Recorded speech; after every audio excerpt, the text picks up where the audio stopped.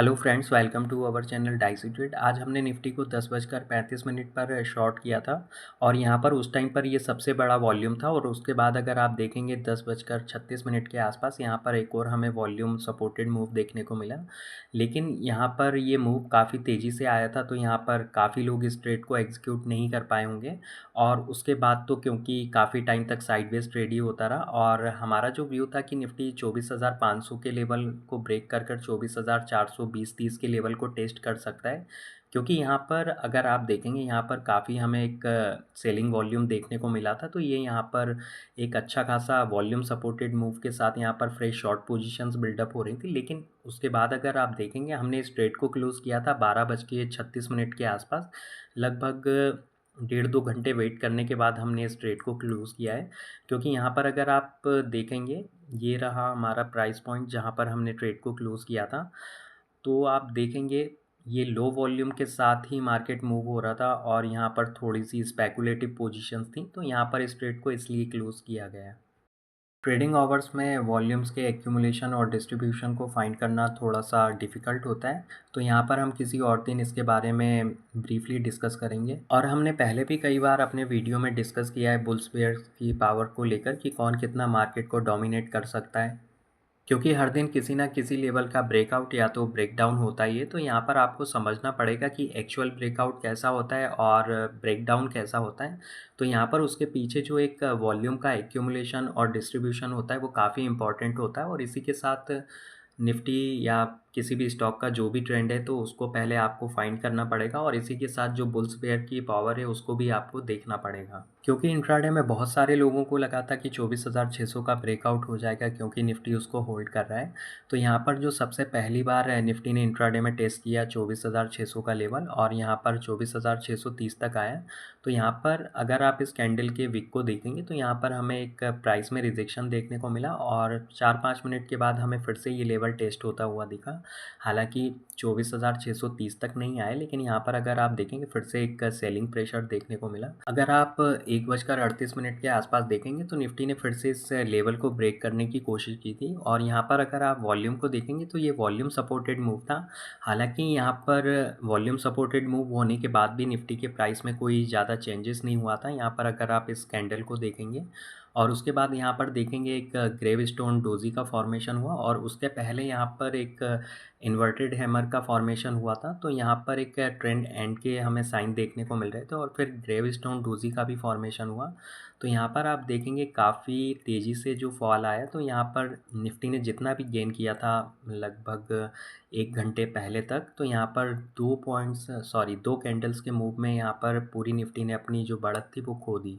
और ये जो आप हॉरिजॉन्टल लाइन को देख रहे हैं यहाँ पर हमने इसको फाइंड किया था एक न्यूट्रल पॉइंट। तो यहाँ पर हम किसी और दिन इसके बारे में बात करेंगे और यहीं पर हमने अपनी शॉर्ट पोजीशन को क्लोज़ किया था और इसके ब्रेकडाउन होने के बाद फिर से हमें काफ़ी अच्छा फॉल आते हुए देखने को मिला। तो यहाँ पर अगर आप वॉल्यूम में देखेंगे तो वॉल्यूम्स में फिर से हमें काफ़ी एक स्पाइक देखने को मिला और काफ़ी नेगेटिव साइड में ये स्पाइक था, क्योंकि अगर आप वॉल्यूम के डिस्ट्रीब्यूशन को अच्छे से समझते हैं तो ही आप फाइंड कर पाएंगे कि यहाँ पर फ्रेश शॉर्ट पोजीशंस को बिल्डअप किया गया था। तो यहाँ पर निफ्टी हो सकता है कल के ट्रेडिंग सेशन में आपको एक गैप डाउन ओपनिंग देखने को मिल सकती है।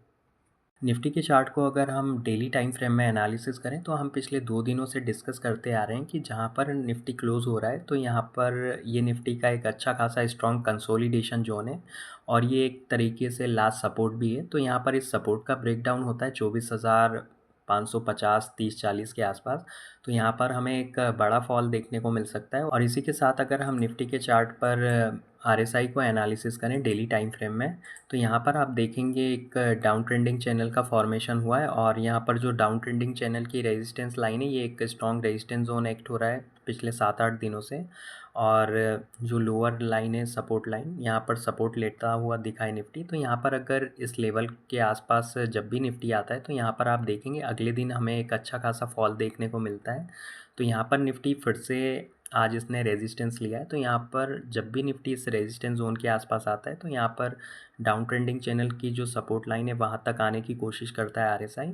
तो यहाँ पर अगर ऐसा होता है तो यहाँ पर 24,500 के लेवल का भी ब्रेकडाउन होगा और इसी के साथ यहाँ पर निफ्टी 24,000 तक के लेवल को टेस्ट करता हुआ आप देख सकते हैं। और हमने कल भी डिस्कस किया था कि निफ्टी 24,600 के लेवल के ऊपर क्लोज ज़रूर हुआ है, लेकिन इसका होल्ड हो पाना काफ़ी मुश्किल है।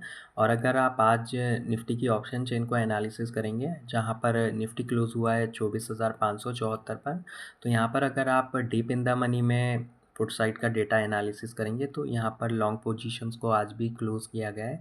और अगर आप देखेंगे यहाँ पर 24,500 और 24,400 के आसपास यहाँ पर थोड़ी बहुत लॉन्ग पोजीशंस ऐड हुई हैं। और अगर आप देखें तो आप इसको एक माइनर सपोर्ट बोल सकते हैं, क्योंकि यहाँ पर अगर आप आईवी को देखेंगे तो काफ़ी इंक्रीज़ हुई है और इसी के साथ वॉल्यूम भी काफ़ी इंक्रीज़ हुआ है। तो यहाँ पर ये पुट बाइंग के साइन देखने को मिल रहे हैं। और अगर आप कॉल साइड का डेटा एनालिसिस करेंगे तो आप देखेंगे हर लेवल पर deep in the money, out of the money, at the money, हर जगह पर फ्रेश शॉर्ट पोजीशंस बिल्डअप की गई हैं। और पिछले कई दिनों से यहाँ पर कंटिन्यू शॉर्ट पोजीशंस को बिल्डअप किया जा रहा है, क्योंकि अगर आप देखेंगे यहाँ पर हर दिन निफ्टी लगभग 40-50 पॉइंट की गिरावट के साथ ही बंद होता है। और यहाँ पर अगर आप देखेंगे 24,600 के आसपास अच्छी खासी कॉल में राइटिंग है। और अगर आप वॉल्यूम के साथ आईवी को भी देखेंगे तो यहाँ पर थोड़ा बहुत जंप हुआ है। तो ये एक काफ़ी नेगेटिव साइन है, क्योंकि यहाँ पर फ्रेश कॉल राइटिंग के साइन देखने को मिल रहे हैं। तो कल के ट्रेडिंग सेशन के लिए 24,600 के ऊपर ट्रेड होना निफ्टी का काफ़ी मुश्किल है। 24,600, 24,620 काफ़ी स्ट्रॉन्ग रेजिस्टेंस जोन एक्ट होगा। और यहाँ पर अगर इसके आसपास खुलता है किसी भी वजह से, वैसे चांसेस तो काफ़ी कम है कि गैप अप खुल सकता है निफ्टी, लेकिन यहाँ पर खुलता है तो यहाँ पर आपको एक सेलिंग प्रेशर आते हुए देखने को मिल सकता है। और यहाँ पर अगर आप देखेंगे तो आज 24,400 और 24,500 की स्ट्राइक प्राइस पर भी फ्रेश शॉर्ट पोजीशंस बिल्डअप हुई हैं। अगर आप वॉल्यूम्स को देखें और आईवी को भी देखेंगे तो यहाँ पर काफ़ी अच्छा प्रीमियम कलेक्ट किया है कॉल राइटर्स ने।